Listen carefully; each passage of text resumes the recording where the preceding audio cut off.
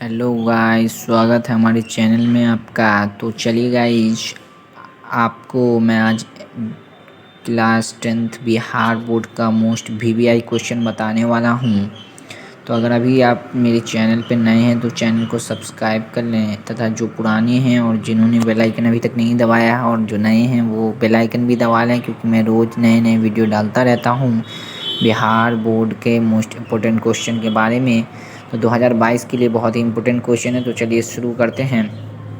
तो जैसा कि आपको पहला क्वेश्चन दिख रहा है, प्रकाश की किरण गमन करती है, तो भाई सीधी रेखा में गमन करती है।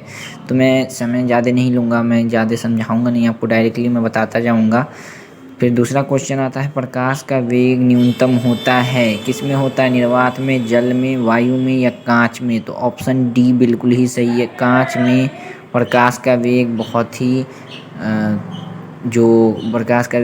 ही कम होता है, कांच में बहुत ही कम होता है। ठीक है, अगला क्वेश्चन है कि मोटर गाड़ी के चालक के सामने लगा रहता है, मोटर गाड़ी के चालक के सामने क्या लगा रहता है बताइए? तो मोटर गाड़ी के चालक के सामने जो लगा रहता है, समतल दर्पण, उत्तल दर्पण या अवतल, या तो उत्तल दर्पण लगा होता है। इसमें कोई रॉकेट साइंस नहीं है, उत्तल दर्पण लगा रहता है। उसके बाद अगला क्वेश्चन है, मोटर कार के हेडलाइट में किसका प्रयोग होता है? तो जो मोटर गाड़ी है उसके हेडलाइट में आपको पता है कि भाई न तो समतल का होगा न उत्तल का होगा, उत्तल का होता है। ठीक है, मोटर गाड़ी के हेडलाइट में उत्तल दर्पण का उपयोग किया जाता है। सॉरी गाइज, यहाँ पे शायद मिस्टेक हो रहा है, अवतल दर्पण का उपयोग किया जाता है हेडलाइट के तौर पे। ठीक है, उसके बाद बैक मिरर के रूप में उत्तल लेंस दर्पण। अगला क्वेश्चन है, समतल दर्पण द्वारा बना प्रतिबिंब होता है, तो समतल दर्पण द्वारा काल्पनिक प्रतिबिंब बनता है या वास्तविक बनता है, या दोनों, या इनमें से कोई नहीं? तो काल्पनिक प्रतिबिंब बनता है, ऑप्शन बी बिल्कुल सही है। लेंस की क्षमता का ऐसा ही मात्रक होता है, बच्चे को पता है, डायोप्टर। देखिए टिक खुद ब खुद लग गया, डायोप्टर होता है। अगला क्वेश्चन है, प्रकाश की किरणें का पथ दर्शाने वाले चित्र को कहा जाता है, क्या कहा जाता है? तो ऑब्वियसली रेखा आपसे पूछ रहा है, रेखा के बारे में कि प्रकाश की रेखा को क्या कहते हैं, तो किरण आरेख कहते हैं।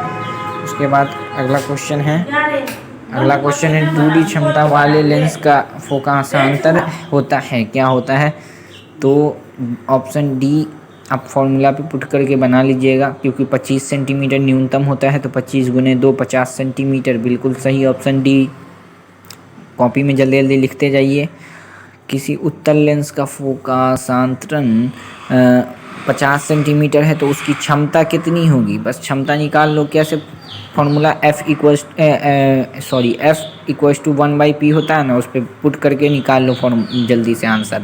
तो ये सब थोड़ा बहुत याद होना चाहिए। अगला क्वेश्चन देखते हैं, प्रकाश की किरणों के समूह को क्या कहते हैं? किरण पुंज कहते हैं, प्रकाश की किरणों के समूह को किरण पुंज कहते हैं। ठीक है, क्योंकि प्रकाश के स्रोत थोड़ी ना कहेंगे, प्रदीप्त थोड़ी ना, प्रकीर्णन थोड़ी ना होता है, उसके समूह को हम क्या कहेंगे? किरण पुंज कहेंगे। उत्तल लेंस की क्षमता होती है, क्या होती है उत्तल लेंस की क्षमता?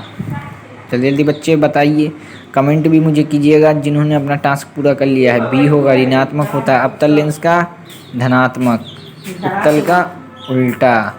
उसके बाद अगला क्वेश्चन, उत्तल लेंस को कहते हैं, क्या कहते हैं? उत्तल लेंस को अभिसारी लेंस कहते हैं, या द्विउत्तल, या अपसारी, या इनमें से कोई नहीं? तो अभिसारी लेंस होगा। अवतल लेंस को कहते हैं अपसारी लेंस, अवतल लेंस को क्या कहते हैं? अपसारी। निम्न में से कौन सा पदार्थ लेंस बनाने में प्रयुक्त नहीं किया जा सकता? तो ऑप्शन डी मिट्टी, क्योंकि इस तीनों का करते हैं लेकिन मिट्टी का हम नहीं कर सकते हैं, क्योंकि भाई मिट्टी है भाई, खुद ही लॉजिक लगाओ। तो गाइज अभी तक जिन्होंने भी लाइक नहीं किया, लाइक करें। अगला क्वेश्चन देखते हैं, तो लिखिए जाइए, इसको कॉपी में लिखे जाइए। ठीक है, अगला क्वेश्चन 16 नंबर पे देखते हैं, किस दर्पण से हमेशा वस्तु से छोटा प्रतिबिंब प्राप्त होता है?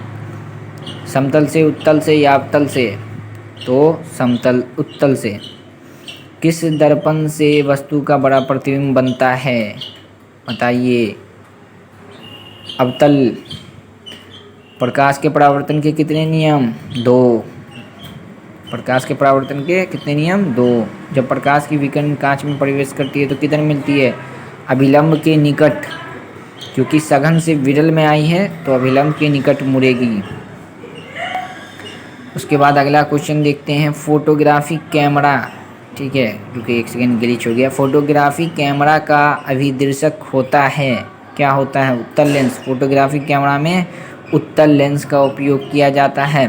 लाइक कीजिए जल्दी जल्दी। उत्तल लेंस में किया जाता है। उसके बाद अगला क्वेश्चन अगर हम देखें तो है, साइड मिरर के रूप में प्रयुक्त होता है। कौन सा दर्पण प्रयुक्त होता है? तो उत्तल दर्पण साइड मिरर के रूप में प्रयुक्त होता है, उत्तल दर्पण। उसके बाद अगला क्वेश्चन देखते हैं, इसको सबको कॉपी पे लिखिए सब, ठीक है, सब VVI क्वेश्चन है, सब में से पूरा फंसने का चांस है 100%। एक अवतल दर्पण की फोकस दूरी 10 सेंटीमीटर तो उसकी वक्रता त्रिज्या F=R/2 के फॉर्म पे निकल जाएगा आंसर। निकाल लीजिएगा, आंसर 20 होगा, देख लीजिएगा निकाल के, ठीक है। उसके बाद निर्गत किरण और अभिलंब के बीच के कोण को क्या कहते हैं? निर्गत किरण आपतन कोण कहते हैं, या परावर्तन कोण, या निर्गत कोण? तो निर्गत कोण कहते हैं। उन दोनों के मध्य कोण को निर्गत कोण, ऑप्शन सी सही है। सरल सूक्ष्मदर्शी में किसका उपयोग होता है? सरल सूक्ष्मदर्शी में उत्तल लेंस का उपयोग होता है, ठीक है। सरल सूक्ष्मदर्शी में उत्तल लेंस। किस लेंस के द्वारा सिर्फ काल्पनिक प्रतिबिंब बनता है? तो अवतल लेंस द्वारा, ठीक है। काल्पनिक प्रतिबिंब हमेशा अवतल लेंस द्वारा बनता है। परावर्तन के कितने नियम निर्धारित हैं? बताइए जल्दी। आपतन कोण बराबर परावर्तन कोण, ठीक है। स्नेल का नियम जानते हैं ना, वही है। काल्पनिक प्रतिबिंब होता है, काल्पनिक प्रतिबिंब कैसा होता है? तो काल्पनिक प्रतिबिंब सीधा होता है, ठीक है। काल्पनिक प्रतिबिंब सीधा होता है। उसके बाद अगला क्वेश्चन है, लेंस में मुख्य फोकस की संख्या कितनी होती है? कितनी होती है? 2। लेंस में मुख्य फोकस की संख्या कितनी? 2। सर्च लाइट का परावर्तक सतह होता है उत्तल, अवतल, समतल। तो भाई सर्च लाइट का परावर्तक होता है अवतल, ठीक है। दाढ़ी बनाने में कौन सा दर्पण प्रयुक्त होता है? तो भाई अवतल, क्योंकि इसमें क्या होता है, बड़ा प्रतिबिंब बनता है, इसलिए अवतल दर्पण का हम दाढ़ी बनाने में उपयोग करते हैं। एक उत्तल लेंस की क्षमता 1 डायोप्टर, तो उस लेंस की फोकस दूरी निकाल लीजिएगा। F=1/p पे आपको क्षमता दिए हुआ है, P दिए हुआ है, आपको F निकल जाएगा, निकाल लीजिएगा। ऑप्शन सी 100 सेंटीमीटर है, तो देख लीजिएगा निकाल के। स्टॉप कर के अपना लिखे जाइए जल्दी जल्दी। किसी गोलीय दर्पण तथा पतले गोलीय दोनों की फोकस दूरी इतनी है तो दर्पण कौन सा हो सकता है? दर्पण कौन सा हो सकता है? ऑप्शन ए बिल्कुल ही सही है, ठीक है। प्रकाश के अपवर्तन के कितने नियम हैं? प्रकाश के अपवर्तन के भी 2 नियम हैं, परावर्तन के 2, अपवर्तन के 2, दोनों एक तरीके से सेम ही है, ठीक है। अगला क्वेश्चन देखते हैं, किसी माध्यम के अपवर्तनांक का मान होता है, स्नेल का नियम जानते हैं, sin I/sin R, यही होगा। एक क्वेश्चन है कि एक उत्तल लेंस होता है, क्या होता है? सभी जगह पर समान मोटाई होता है, या बीच की अपेक्षा किनारों पर मोटा, किनारों की अपेक्षा बीच में मोटा? तो किनारों की अपेक्षा बीच में मोटा, बिल्कुल सही है, सी ऑप्शन। अगला क्वेश्चन, अवतल लेंस का आपधन बराबर कितना? V/U। अवतल लेंस का आपधन बराबर V/U।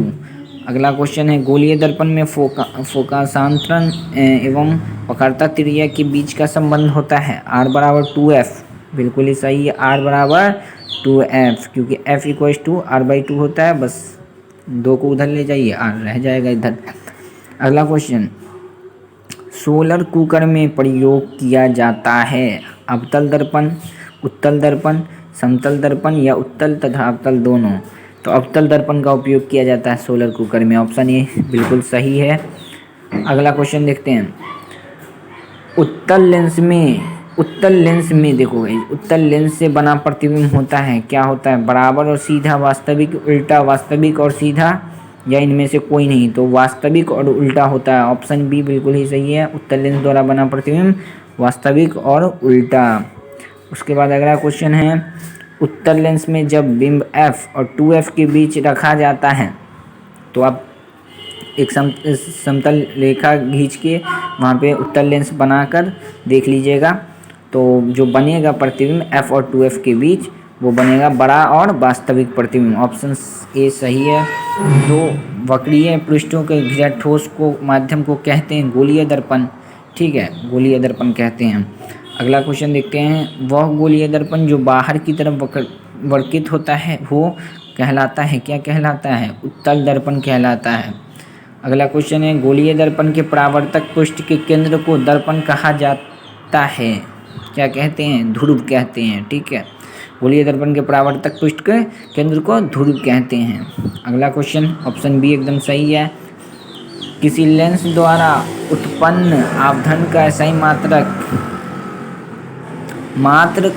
मात्रक विहीन होता है, मतलब इसका मात्रक ही नहीं होता है। ठीक है, आपधन का। लेंस के केंद्रीय बिंदु को कहते हैं, क्या कहते हैं? लेंस के केंद्रीय बिंदु को प्रकाशिक केंद्र कहते हैं। लेंस के केंद्रीय बिंदु को प्रकाशिक केंद्र कहते हैं। ऑप्शन बी एकदम सही है। लेंस के केंद्रीय बिंदु को प्रकाशिक केंद्र कहते हैं। तो गाइज वीडियो लंबा बन जाएगा, इसलिए 45 क्वेश्चन काफ़ी है। तो लाइक कीजिए, शेयर कीजिए, हम सब्सक्राइब